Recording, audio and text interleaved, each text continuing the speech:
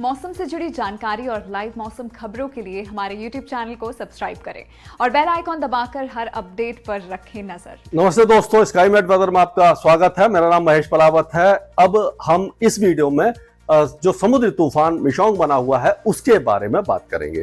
तो आप देखिए कि ये जो समुद्री तूफान है वो काफी ज्यादा पास पहुंच चुका है, साइक्लोन बन गया है और ये अब धीरे धीरे उत्तर दिशा में आगे बढ़ेगा और फिर ये जो तट है आंध्र प्रदेश का उसको पार करेगा।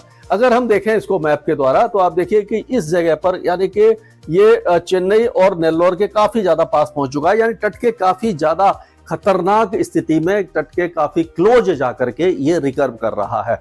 अगर ये सीधा आगे आता तो हो सकता है कि चेन्नई या तिरुपति के आसपास लैंडफॉल कर जाता और ये 4 तारीख को ही कर जाता, लेकिन ये रिकर्व जब कर रहा है तो रिकर्व कर रहा है ये उत्तर दिशा में और जो भारत का तट है वो आप देखिए एकदम सीध में है, तो उसके साथ साथ आगे जाएगा पैरेलल। और फिर जो भारत का तट है आप देखिए इस तरह से एक तरह से ओरिएंटेड है, तो यहां पर जाकर के ये जो मछलीपट्टनम और नेल्लोर के बीच में आंध्र प्रदेश के तट पर यह दस्तक दे देगा और ये 5 तारीख की सुबह के समय यानी दोपहर से पहले ही ये लैंडफॉल कर जाएगा।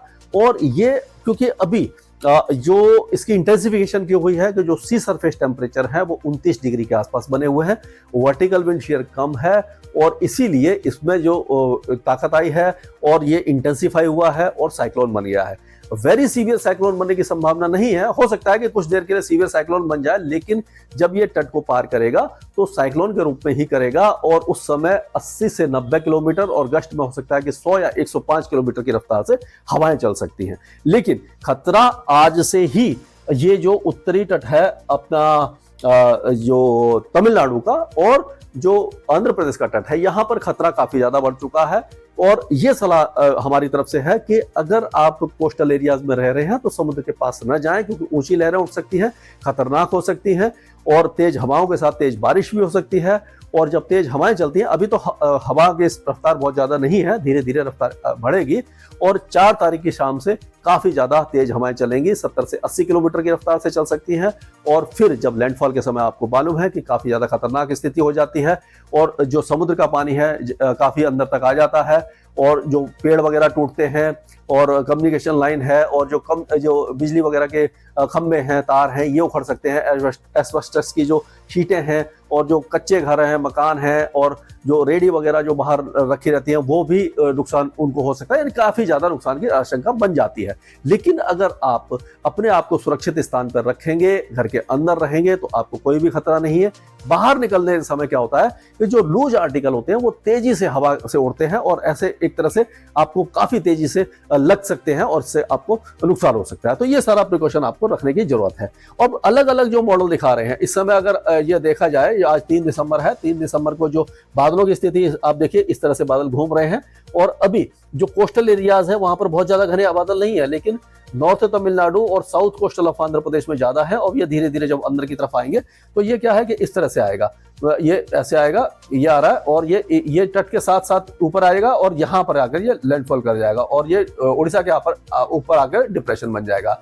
और JTWC joint typhoon warning centre जो है उसका भी जो आप देखिए ट्रैक ऑलमोस्ट इसी तरह से दिखा रहा है। ये चेन्नई से काफी दूर है, यहाँ पर आगे नेल्लोर, तिरुपति वगैरह और उसके बाद ये मछलीपट्टनम के थोड़ा सा दक्षिण में जाकर के ये काकीनाडा और इसके पास में ये लैंडफॉल कर रहा है और यहाँ पर आकर उड़ीसा के आसपास आकर के डिप्रेशन बन जाएगा। ये JTWC का ट्रैक है। और ऐसे ही एक और जो साइट है जो काफी अच्छी साइट है CIMSS, ये भी लगभग ऑलमोस्ट एक ही जगह पर सभी का लैंडफॉल दिखाई दे रहा है। मौसम विभाग की साइट भी यही बता रही है। तो कुल मिलाकर के ये स्थिति बनी हुई है और जब ये अंदर की तरफ आएगा तो उसके बाद ये बहुत तेजी से अपनी जो इंटेंसिटी है उसको लूज करेगा। जो आपको मालूम है कि हवाएं देखिए इस तरह से घूम रही हैं, इसमें ये इस तरह से घूम रही होती हैं, ये इस तरह से चल रही होती हैं। तो अगर ये इस तरह से जाएगी तो आप देखिए यहाँ से तो ये नमी वाली हवाओं को लेकर के आ रहा है, ये हवाएं यहाँ से आगे नमी वाली आ रही हैं, ये पूरे ये इस तरह से। लेकिन जब ये अंदर की तरफ आता है, पास में आता है, तो हवाएं जब इधर से आ रही होती है, ये जो आ रही होती है, तो क्योंकि ये पूरा चक्कर लगा दी है ना, तो यहां से तो ये नमी लेकर के आ रही है और यहां से ये सूखी आ रही है। तो क्या होता है कि इसको लगातार उतनी इंटेंसिटी नहीं मिलती जितनी इसको मिलनी चाहिए। ये वेरी सीवियर या सुपर साइक्लोन या खतरनाक जो साइक्लोन है वो नहीं बन पाएगा। जो हो जाता है ना 150 पौने 200 किलोमीटर की रफ्तार से हवा चलती है। अगर ये साइक्लोन ऐसे जा रहा होता, यानी काफी दूर होता और फिर जाकर के ये अंदर जाता, तो क्या होता कि इतना ज्यादा इसको समय मिल जाता। अभी तो ये सीधा यहाँ जा रहा है, इसको 4-5 दिन मिल जाते, और डीप सी में होता तो इसको सूखी हवाएं इसके अंदर नहीं आ रही होती, तो इस तरह से ये वेरी सीवियर साइक्लोन या एक्सट्रीमली सीवियर साइक्लोन बन सकता था। लेकिन ये गनीमत है कि ये सीधा इस तरह से रिकवर करके लैंडफॉल कर रहा है और ये वेरी सीवियर या एक्सट्रीमली सीवियर साइक्लोन नहीं बन पाएगा। और ये बहुत अच्छी बात है कि जितनी कम रफ्तार की हवा होगी उतना कम नुकसान होगा। जब ये लैंडफॉल कर जाएगा उस समय क्या होगा कि कोस्टल आंध्र प्रदेश में तो बारिश की गतिविधियां रहेंगी और आंध्र प्रदेश के अंदरूनी इलाकों में भी रहेंगी। जो उत्तरी तमिलनाडु है, जैसे कि पुडुचेरी है, चेन्नई है, तिरुवल्लोर, वेल्लोर, इन इलाकों में बारिश की गतिविधियां कम हो जाएंगी और जो बारिश है वो जो साउथ ओडिशा है उसकी तरफ बढ़ना शुरू हो जाएगी।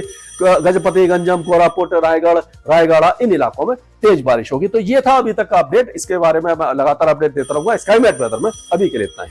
मौसम से जुड़ी जानकारी और लाइव मौसम खबरों के लिए हमारे YouTube चैनल को सब्सक्राइब करें और बेल आइकॉन दबाकर हर अपडेट पर रखें नजर।